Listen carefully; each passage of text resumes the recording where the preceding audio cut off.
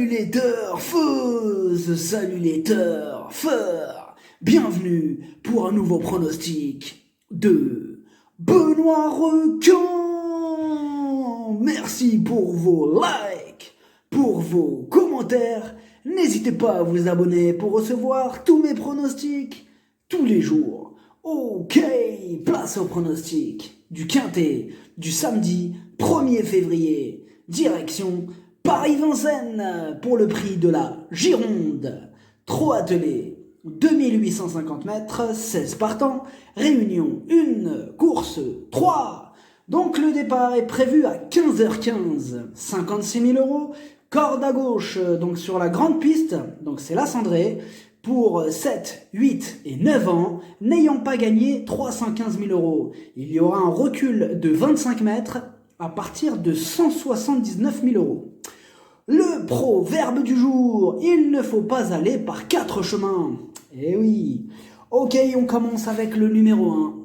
Dress de Guèze, c'est un grand spécialiste de la disqualification.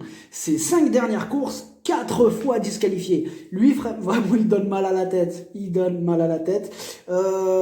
Cardiaque, s'abstenir. Ceux qui souffrent du cœur, tout ça, faut pas. Demain, faut pas jouer. Non, parce que ça risque d'être chaud là. Imagine, voilà quoi, tu mets tout sur le numéro 1 là et il se met à galoper. Non, ça peut faire mal au cœur. Jean-Michel Bazir sera aux commandes. S'il reste sage, il peut tous les battre. Le numéro 2, Cagnard, de béton. Il est barré par plusieurs chevaux dans cette épreuve. Il ne vise que la 5e place. Et il peut réussir à la décrocher, car il part en première ligne. Dans un champ réduit, il a sa place. Le numéro 3, Bosco, du Goutier. Il est quasiment à l'arrivée de toutes ses courses. Il reste sur une victoire. Cette fois-ci, le lot est un peu plus relevé, mais il va retrouver David Thomas, qui le connaît bien. Déféré des 4 et muni d'œillères descendantes, il va défendre chèrement ses chances. Le numéro 4, Dream.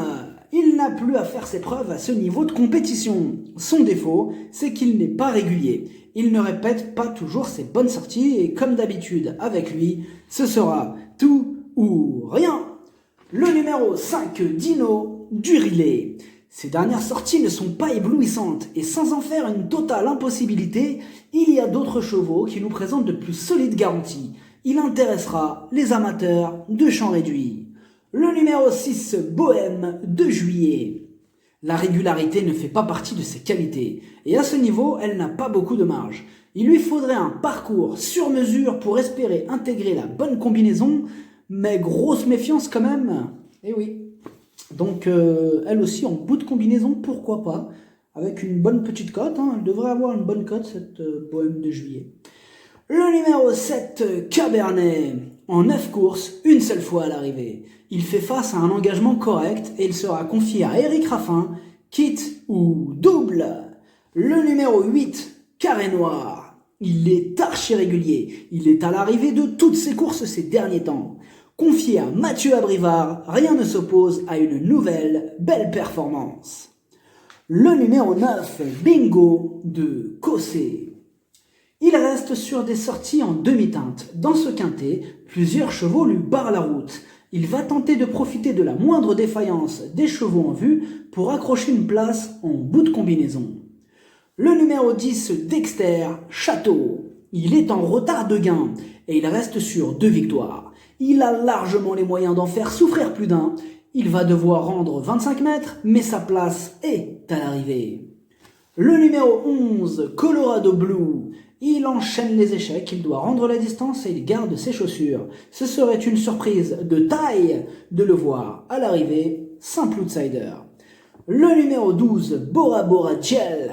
En 9 courses, 8 échecs. Aux 25 mètres, sa tâche se complique, malgré la présence de Franck Ouvry au sulky.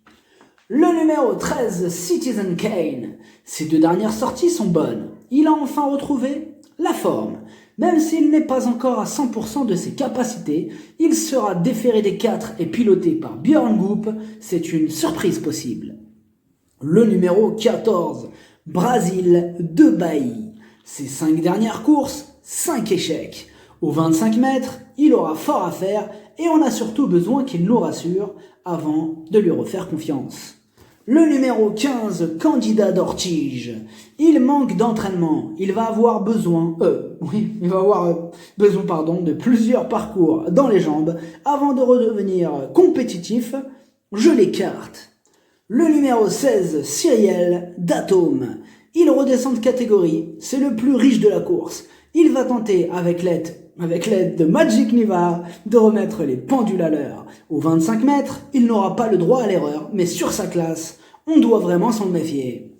Le pronostic, ça donne As, 8, 10, 3, 4, 16, 9, 6, cheval de complément le 5, si jamais il y a un autre nom partant et ça peut arriver, le 13. Merci d'avoir suivi cette vidéo, n'hésitez pas à vous abonner pour recevoir tous mes pronostics tous les jours. Les jeux d'argent sont dangereux, à consommer avec modération. Bonne chance, chopez-le moi, ciao.